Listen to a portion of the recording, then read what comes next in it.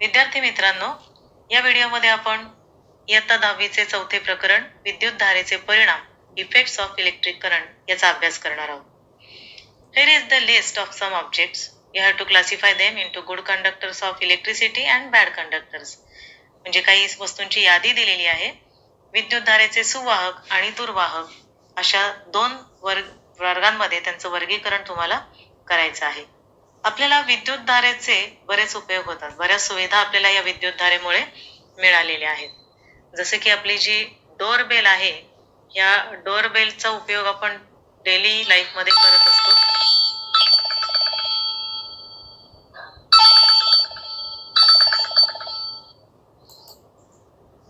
त्यानंतर आपल्या घरामध्ये आपण ऐकतो ही बेल. पुन्हा फॅन आहे जो आपल्याला छानपैकी हवा देतो उन्हाळ्यामध्ये. टीव्ही आहे, टीव्हीवरती आपण कार्टून फार आवडीने पाहतो. अगदी लहान मोठ्यांना आवडतं अशी कार्टून पाहायला. तर ह्या टेलिव्हिजनचं कार्य देखील अर्थातच इलेक्ट्रिसिटीवर चालतं, हे देखील आपल्याला माहीत आहे. गणपतीच्या काळात किंवा दिवाळीच्या काळामध्ये आपण विद्युत रोषणाई करतो, लाईटच्या माळा वापरतो डेकोरेशनसाठी. तर अशा कितीतरी गोष्टी आपल्याला या इलेक्ट्रिसिटीमुळे मिळालेल्या आहेत.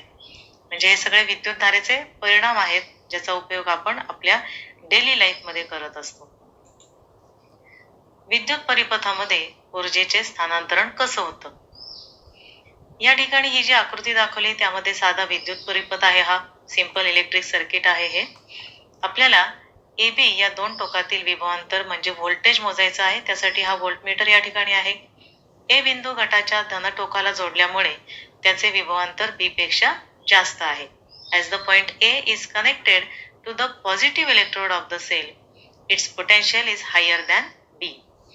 Q हा विद्युत प्रभार A पासून B कडे जाताना VABQ इतके कार्य होते.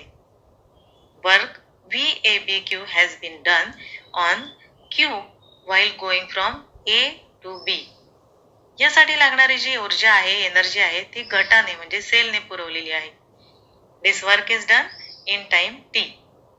ही ऊर्जा विद्युतरोधाला मिळते आणि तिचे रूपांतर उष्णता ऊर्जेमध्ये होते व तापमान वाढते.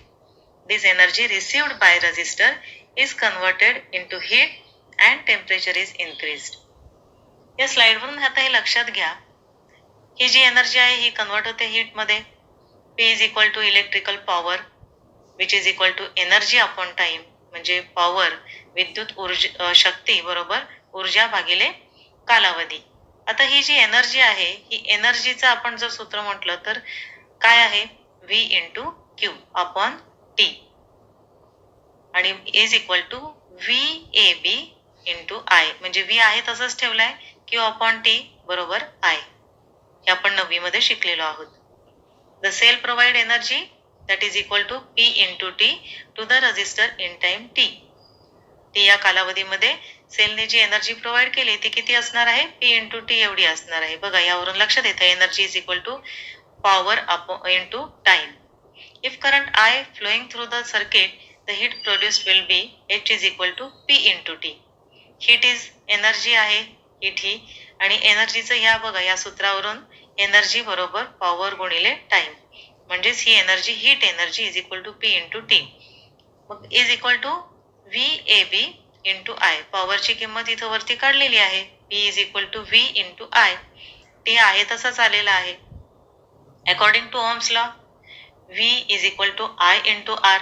V ची किंमत घातली आपण विभवांतराची या सूत्रामध्ये आणि V ची किंमत घातली IR की आपल्याला काय मिळतं? H is equal to I into I into R into R, that is I square RT. आणि H is equal to I square RT is called Joule's law of heating. यालाच आपण जूलचा उष्णता विषयक नियम असं म्हणतो. विद्युत शक्तीची जी एककं आहेत ती कशी वापरली जातात? Unit of electrical power.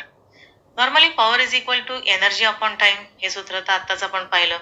Energy त्याचं युनिट आहे जूल, टाइमचं युनिट आहे सेकंद, म्हणजेच पॉवरचं युनिट काय झालं? Joule per second. आणि या जूल पर सेकंदलाच काय म्हणायचं? वॅट. दस the unit of electrical power is 1 watt. म्हणजे जूल पर सेकंद आहे, त्यालाच जेम्स वॅट या शास्त्रज्ञांच्या स्मरणार्थ त्या एककाचं नाव जे आहे ते वॅट असं दिलेलं आहे. विद्युतधारेचे औष्णिक परिणाम नेमके काय आहेत? Heating effect of electric current. When a resistor is connected in the circuit, heat is produced. This is the heating effect of current. विद्युत परिपथामध्ये विद्युत रोध जोडला की त्यामध्ये विद्युत धारेमुळे उष्णता निर्माण होते. यालाच विद्युत धारेचा औष्णिक परिणाम असं म्हणतात. याचा उपयोग आपल्याला वेगवेगळ्या उपकरणांमध्ये करता येतो. इथं दाखवलंय बघा तुम्हाला, इस्त्री आहे, मायक्रोवेव्ह, इलेक्ट्रिक किटली आहे, हेअर ड्रायर आहेत, इलेक्ट्रिक हीटर आहेत. अशा वेगवेगळ्या पदार्थांमध्ये आपल्याला या तत्वाचा उपयोग करता येतो.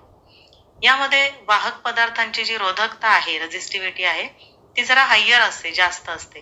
फॉर एक्झाम्पल, विजेची जी शेगडी आहे त्याच्यामध्ये नायक्रोम या मिश्र धातूचे कुंडल वापरतात. A coil of an alloy nichrome is used in electric heater. वेगवेगळ्या इलेक्ट्रिक डिव्हाइसमध्ये ज्या कॉईल आहेत त्या आपल्याला या ठिकाणी दिसत आहेत. इस्त्रीमध्ये आहे ही कॉईल, त्यानंतर कॉईल ऑफ हीटर. या कॉईल ज्या आहेत ह्याचे डायग्राम परीक्षेमध्ये विचारले जातात आणि तुम्हाला ओळखायला देखील हे सांगितलं जातं. तर थोडंसं त्या आकृत्यांकडे बारकाईने लक्ष द्यायचं, त्याचा अभ्यास करायचा. इलेक्ट्रिक बल्ब जो आहे त्यामध्ये टंगस्टन तारेचा वापर केला जातो. सुमारे 3400 डिग्री सेल्सिअस पर्यंत ही तार तापते आणि आपल्याला प्रकाश मिळतो. Tungsten wire is used in an electric bulb which gets heated up to 3400 degree Celsius and emits light. दोन वेगळ्या वेगळ्या कॉईल दाखवल्या तिथे. कॉईल म्हणजे कुंतल, तारे अशी गुंडाळी स्प्रिंग सारखी, त्याला कुंतल म्हणतात. ही आहे सिंगल कॉईल फिलामेंट आहे, हा साधं कुंतल आहे. आणि हा कॉइल्ड कॉईल फिलामेंट आहे, म्हणजे असं गुंडाळून नंतर पुन्हा त्याचं कुंतल कॉईल तयार केलेली आहे. तर त्या गरजेनुसार ह्या कॉईल वेगवेगळ्या डिव्हाइसमध्ये वापरल्या जातात. आता इलेक्ट्रिक पॉवरचं जे एकक आहे, युनिट आहे, ते आत्ताच आपण पाहिलं की ते आहे watt. But this unit is very small, खूप छोटं युनिट आहे हे watt. And that's we use kilowatt. म्हणजे आपण किलोवॅट हे एकक वापरतो. आणि मग 1 किलोवॅट म्हणजे किती? तर 1 kilowatt is equal to 1000 watt. If 1 kilowatt power is used for 1 hour, it will mean 1 kilowatt into 1 hour of electrical energy is used. 1 तासामध्ये आपण जर 1 किलोवॅट इतकी विद्युत शक्ती वापरली तर असं म्हणतात की 1 किलोवॅट गुणिले 1 तास एवढी विद्युत ऊर्जा आपण वापरली. 1 kilowatt hour is equal to 1 kilowatt hour. बघा, म्हणजे इथं हे शॉर्ट मध्ये दिले, तेच त्याचा अर्थ इथं दिलेला आहे तुम्हाला. 1 किलो वॅट म्हणजेच किती? तर 1000 वॅट. आणि 1 तास त्याचे सेकंदात रूपांतर केले म्हणजे 3600 सेकंद. यांचं गुणाकार केल्यावर आपल्याला मिळतं 3.6 इंटू 10⁶ सेकंड. म्हणजेच 3.6 इंटू 10⁶ जूल एवढं की 1 किलोवॅट अवर याची व्हॅल्यू येते. आता इलेक्ट्रिसिटी जे बिल आहे आपल्या घरामध्ये येतं त्याच्यामध्ये आपण किती युनिट वापरले त्यावरून हे बिल असतं. मग नेमकं युनिट म्हणजे काय? When 1 kilowatt hour electrical energy is used, it is termed as 1 unit. 1 kilowatt our इतकी आपण विद्युत ऊर्जा वापरतो त्याला म्हणतात 1 युनिट. शॉर्ट सर्किट बद्दल आपण अनेकदा ऐकतो. लघु परिपथन. अनेक वेळा शॉर्ट सर्किटमुळे आगी लागण्याचे देखील आपण ऐकलेलं आहे. फ्यूज वितळून विद्युत पुरवठा बंद होतो. The home electrical connection कन्सिस्ट्स of live, neutral and अर्थ वायर्स. म्हणजेच वीजयुक्त, तटस्थ आणि भूसंपर्कन वायरचा यामध्ये उपयोग केलेला असतो. Potential difference between live and neutral is 220 volt. हे जे वायरी आहेत, लाईव्ह आणि न्यूट्रल, तटस्थ आणि वीजयुक्त, यांच्यामध्ये जे विभवांतर आहे ते 220 व्होल्ट एवढं असतं. ही व्हॅल्यू तुम्ही लक्षात ठेवायची आहे. The earth is connected to ground. म्हणजे ही जी अर्थिंग केलेली वायर आहे ती जमिनीमध्ये गाडली जाते. तिचं एक टोक इथं कनेक्ट केलेलं असतं आणि दुसरं टोक जमिनीमध्ये गाडलेलं असतं. इथं पण दाखवलेलं बघा हे सर्किट. इथं ही न्यूट्रल वायर आहे, ही लाईव्ह वायर आहे, म्हणजे ही वीजयुक्त आहे. या लाईव्ह वायर जी आहे ती वीजयुक्त आहे. न्यूट्रल जी आहे तटस्थ आहे आणि ही अर्थिंग केलेली वायर आहे. इथे हा फ्यूज दाखवलेला आहे. Due to a fault in the equipment or if the plastic coating on the live or the neutral wires gives away, the two wires come in contact with each other and a large current flows through producing heat. If any inflammable material exists around that place, it can catch fire. Therefore, a fuse wire is used as a precautionary measure.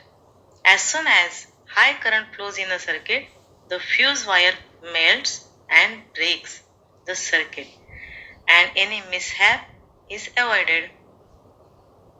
फ्यूजचा वापर आपण कसा करतो तर किंवा कशासाठी हा fuse असतो तर बऱ्याचदा उपकरण जे आहे इलेक्ट्रिक आपण वापरतो त्याच्यामध्ये काही दोष निर्माण होतात किंवा वीजयुक्त तार आणि तटस्थ तार जी आहे त्याच्यावर जे प्लास्टिक कोटिंग असतं आवरण असतं ते कधी कधी निघून जातं काही दिवस झाल्यानंतर. मग या दोन तारा जर एकमेकींना चिकटल्या तर खूप मोठी विद्युतधारा त्यामधून वाहू शकते आणि त्या ठिकाणी खूप मोठी उष्णता देखील निर्माण होऊन आजूबाजूला जर काही ज्वालाग्राही पदार्थ असतील लाकूड कापड प्लास्टिक सारखे तर मात्र आगीचा भडका उडू शकतो. उच्च विद्युत परिपथ जे आहे त्याच्यामध्ये ज्यावेळेला म्हणजे ह्या पद्धतीने खूप हाय व्होल्टेज खूप जास्त विद्युतधारा जाते त्यावेळेला हा फ्यूज वितळतार वितळते आणि मग ती परिपथ काय करते खंडित करते. अर्थातच त्यामुळे पुढे जो अनर्थ होणार असतो तो टळला जातो. म्हणजे याला म्हणतात शॉर्ट सर्किट. जे सर्किट आहे ते कम्प्लीट न होता कुठेतरी छोटं बनून जातं आणि मग होणारे ऍक्सिडेंट आपल्याला कधी कधी वाचवता येत नाहीत. या उलट उन्हाळ्यामध्ये एकाच वेळेला फॅन एसी अनेक लाईट्स हे सगळं सुरू असतं आणि त्यामुळे एक्सेसिव्ह करंट जो आहे तो ट्रान्सफॉर्मर कडून ओढला जातो. ट्रान्सफॉर्मरची तेवढी कॅपॅसिटी असतेच असं नाही. मग बऱ्याचदा काय होतं फ्यूज वितळतो आणि तो सप्लाय बंद होतो. याला म्हणतात ओव्हरलोडिंग किंवा याला म्हणतात अतिभार.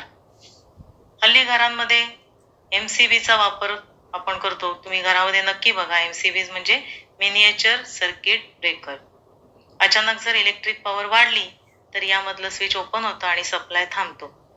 अर्थात संपूर्ण घरासाठी मात्र फ्यूज वायरच वापरली जाते. इथे वेगवेगळ्या प्रकारचे फ्यूज तुम्हाला दाखवलेले आहेतच. तर या फ्यूजचा आणि या MCB आपल्या घरामध्ये सुद्धा जर शक्य असेल तर तुम्ही निश्चित बघा. बऱ्याचदा तुम्हाला चिनी मातीचा बनलेला फ्यूज सुद्धा दिसू शकेल. या पहिल्या व्हिडिओमध्ये आपल्याला इलेक्ट्रिक पॉवर बद्दल इलेक्ट्रिक शक्तीबद्दल बऱ्याच संकल्पना निश्चितपणे समजल्या असतील. व्हिडिओ आवडला असेल तर लाईक करा, शेअर करा, सबस्क्राईब करा. थँक्यू.